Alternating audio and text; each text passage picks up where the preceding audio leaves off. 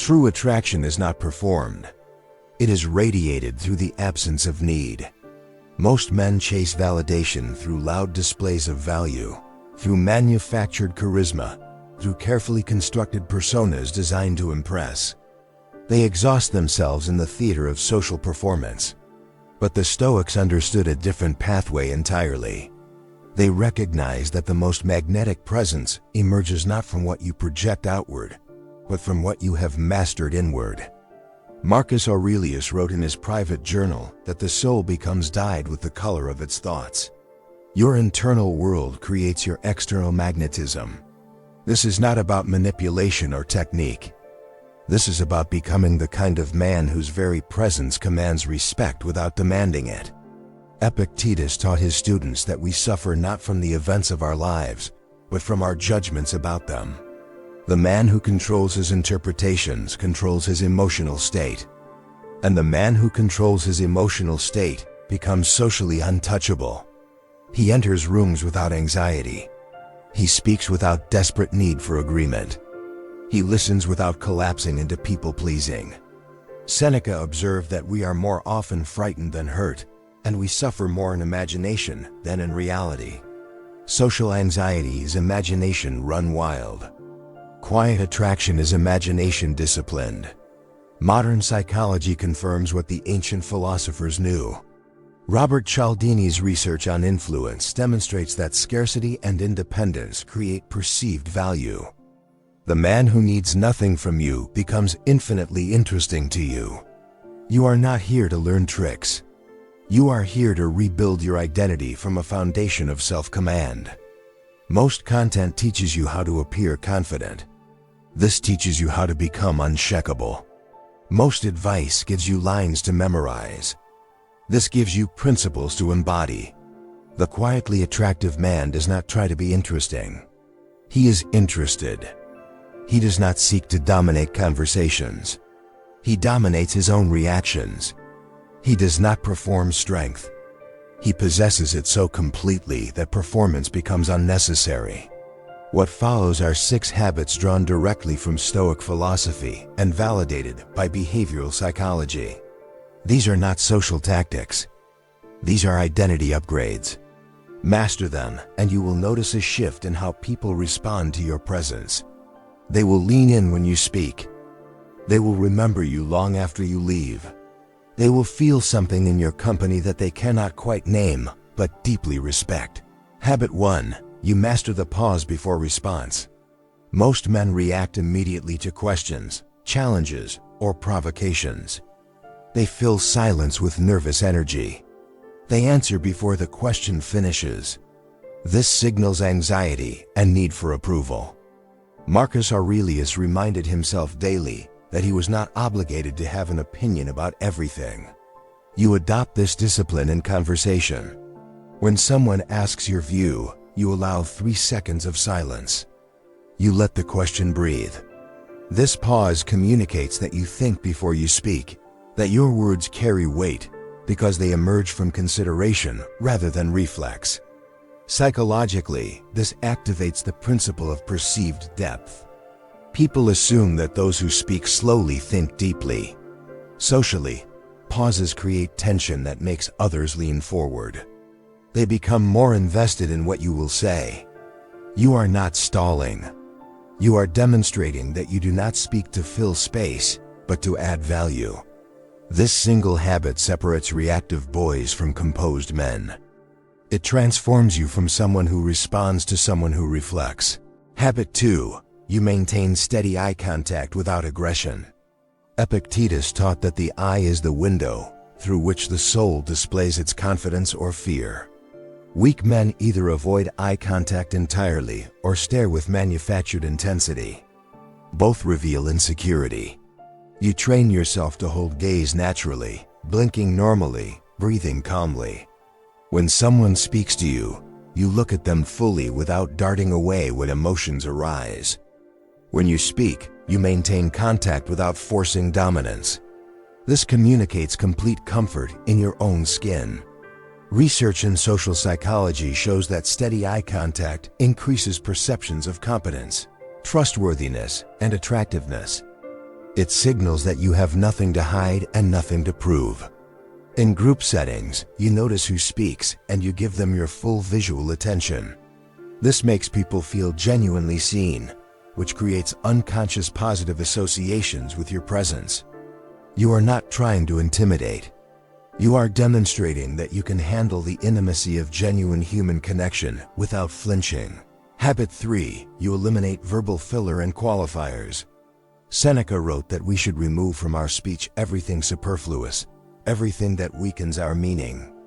Most men dilute their statements with maybe, kind of, sort of, I think, These qualifiers signal uncertainty and seek permission for your own opinions.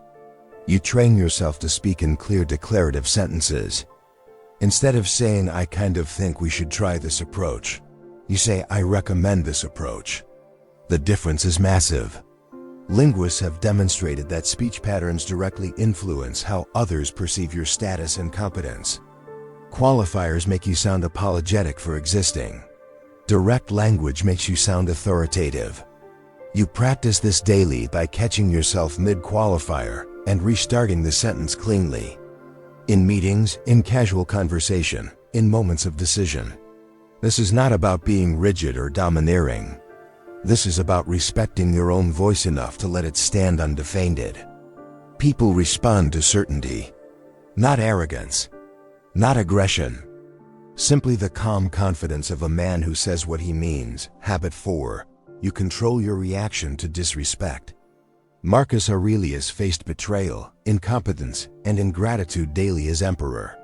His private writings reveal his mental discipline. He reminded himself that other people's behavior reflects their character, not his value. You adopt this frame completely. When someone interrupts you, insults you, or dismisses your input, you do not react emotionally. You notice the impulse to defend, to attack back, to prove yourself. Then you let it pass. You either address the behavior calmly or you ignore it entirely. Both responses communicate the same thing. You are not controlled by other people's opinions. Social psychologist Roy Baumeister's research shows that emotional reactivity signals low status. The person who can be easily provoked is the person who can be easily controlled.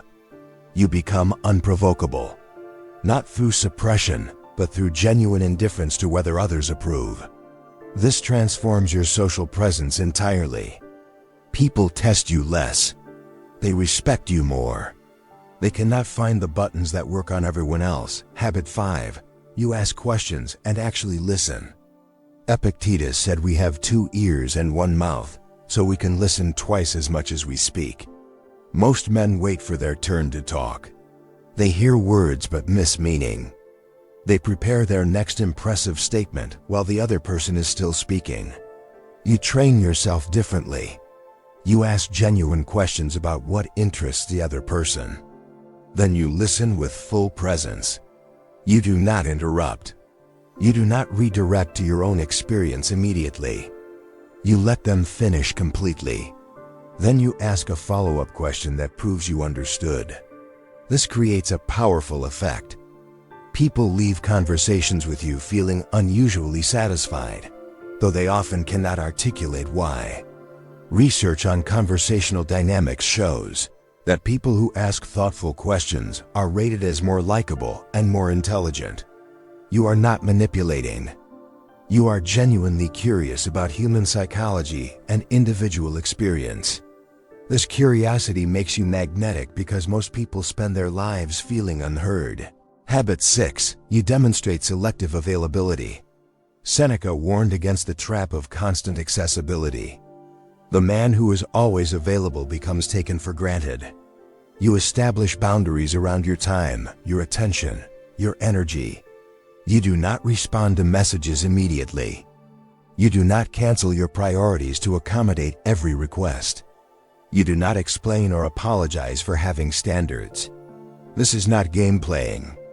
This is self-respect made visible. Psychologically, this leverages the scarcity principle. What is freely available loses value.